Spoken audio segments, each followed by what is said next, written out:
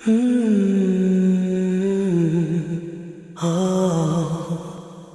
Media Productions.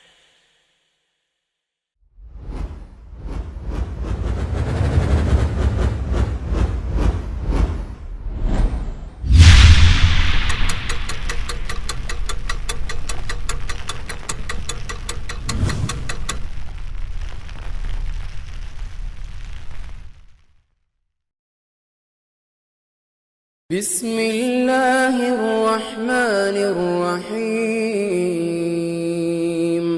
والعصر إن الإنسان لفي خسر إلا الذين آمنوا وعملوا الصالحات وتواصوا بالحق وتواصوا بالصبر. Now we're going to look at a linguistic analysis of the word asr itself. The word asr comes from a verb, literally means he pressed it, he squeezed it, he drenched it. You know, when you squeeze a fruit and you get juice out of it, Arabic word for juice is asir, to squeeze something. This is the first meaning. Then in the Quran we find وَفِيهِ يَعْصِرُونَ. This is the interpretation of the dream by Yusuf alayhi salam.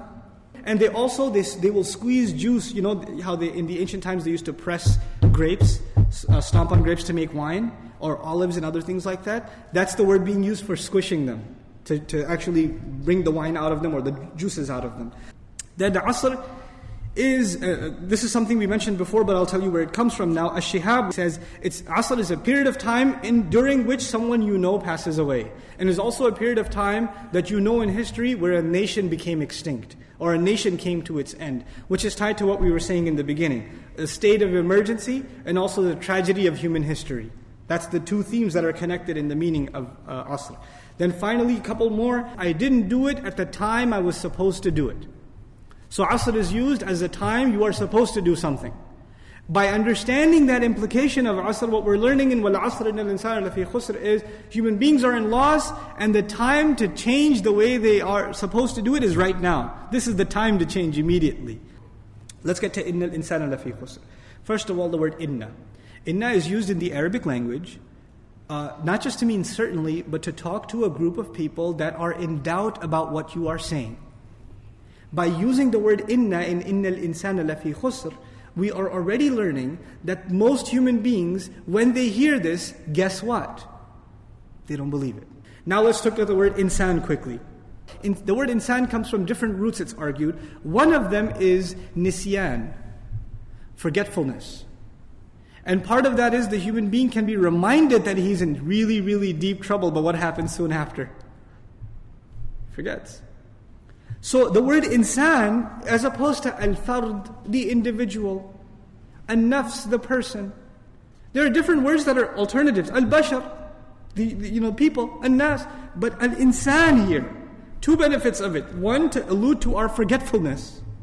And two, the word insan is individual, it's called ism lil jins.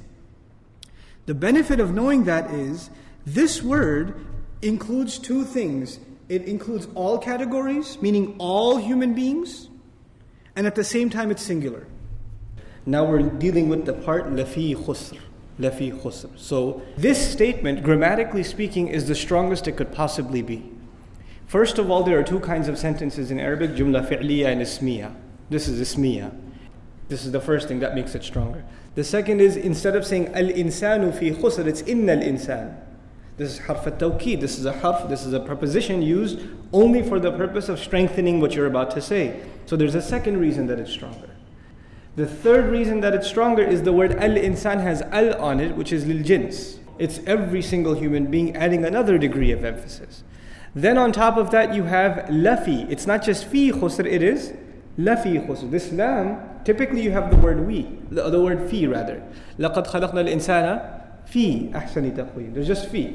But this is lafi. Lam here is very difficult to translate, but it basically has the same function rhetorically as inna. Certainly, certainly. Another tool of empowerment. Then you have, it's not inna al-insana la khasir. The human being is a loser. Lafi khusr. He is in loss. You know, someone being a loser is one thing. And by the way, ism fa'il in Arabic, it implies something that's happening right now. But by using the preposition, it becomes a constant state. He is immersed in it. He's been in it. He's going to stay in it, kind of thing. It's a scenario that's being depicted. So the word fi here adds to that. So one after another, after another, after another mechanism by which this statement has been emphasized. And above and beyond all of that, Allah began with wal asr, by taking an oath. Now we get to the last ayah, inshaAllah ta'ala, of this surah. إِلَّا الَّذِينَ آمَنُوا وَعَمِلُوا الصَّالِحَاتِ وَتَوَاصَوْا بِالْحَقِّ وَتَوَاصَوْا بِالصَّبْرِ. The first comment we will make is that when Allah mentioned the loss of the human being, the singular was used. Al-insan. Even though it refers to all human beings, the singular was used. But when it came to the exception, He used the plural. He used the plural. So we have to understand this transition from the singular to the plural. What we learn here is these few people, the only way they will survive is if they stick together. They cannot be apart. They have to remain connected to this ummah. The unity of this ummah and the believers sticking together is embedded in this ayah as part of our survival because of the use of the plural. So the word amal is beautiful here, that Allah Azza wa Jal tied the exception to a collective affair. So that's one of the things about the transition from singular to plural. The other thing we should talk about here is إِلَّا الَّذِينَ آمَنُوا. Allah Azza wa Jal in this ayah didn't mention any qualifications of iman. Basically, the fruit of iman essentially is tranquility at the heart of it. The fruit of iman is tranquility. Remember we said human beings are in loss? What are the losses of the human being? Loss of health, loss of wealth, loss of loved one, right? These are the kinds of losses human beings suffer in this world. But if you have iman, then you know that this world is not permanent. This world is temporary. And what Allah has in the akhirah compared to this world is nothing. Then Allah Azza wa Jal mentions وَعَمِلُوا الصَّالِحَاتِ. First, the word amal in Arabic is similar to another word called fi'l. There's amal and there is fi'l. Amal is a conscious action, while fi'l is it can also be a subconscious action. For example, fi'l is I'm breathing right now. That's not a amal, that is what? It's a fi'l. I'm walking. That can be a fi'l because I'm not necessarily thinking about every step. But when you speak to someone, when you go to work, when you drive your car, right? So here Allah Azza wa Jal is making us, one thing we're realizing is we are answerable for every single act that we did consciously. And then the word after it, amilu as-salihat. The word as-salihat is actually an adjective. It comes from the word salaha, which means to reconcile and to rectify. They do goods, literally, if you want to rough translate it, goods. But good in and of itself in English, that doesn't even sound right. Good is an adjective. But an adjective requires a noun. Good deeds. Well, the good is here in the word salih. Where's the word deeds? It's not there in the Arabic. That word would have been وَعَمِلُوا الْأَعْمَالَ الصَّالِحَاتِ.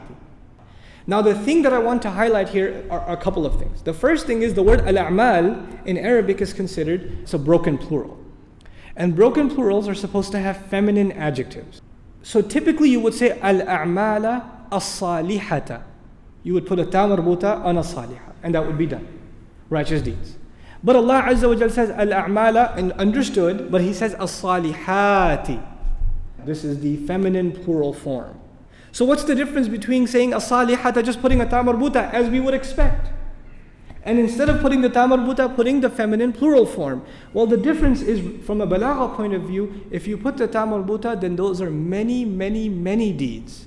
But when you put the feminine plural, this is considered a plural of minimum. Meaning Allah is saying righteous deeds that I'm asking you to do are not countless.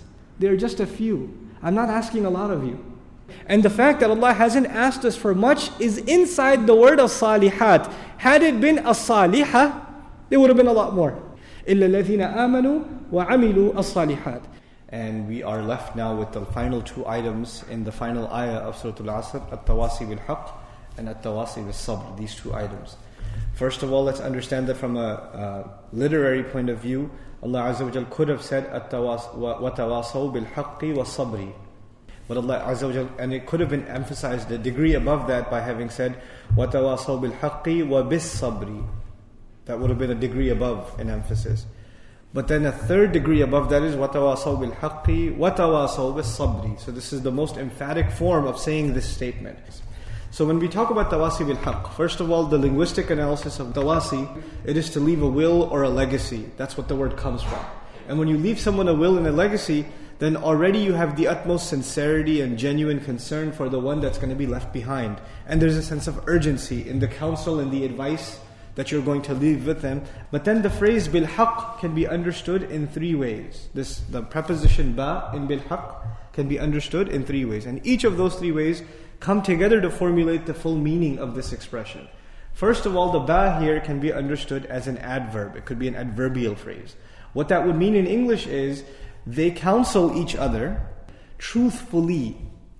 In other words, instead of saying with truth or to truth, I translated it as truthfully. I made it an adverb. In other words, when they do that counsel to one another, they are extremely truthful when they do it. Bil-haq can also be understood, if you want to compare it to an English expression, it could be with truth. What this means is when you counsel someone, you counsel them with Qur'an. In other words, when you're giving each other counsel and reminder, you remind them by means of what? An ayah. You remind them by means of the words of the Messenger sallallahu alaihi wasallam. The third meaning is to the truth. So we have truthfully, we have with the truth, and then there is also the final, to the truth. In other words, this implies there's a person who is, losing zeal, and they're losing their energy in doing the work for the sake of Allah. Because when you say to, be in the meaning of ilah here, in the meaning of ilah, what that would imply is you're reminding them of the goal for which they're engaged in this struggle. So these are the three benefits of just the ba in وَتَوَاصَوْا بِالْحَقِّ. The word al-haq is understood also. Just the word al-haq is understood in three ways. So these were the three benefits of the ba, but now three benefits of just the word al-haq.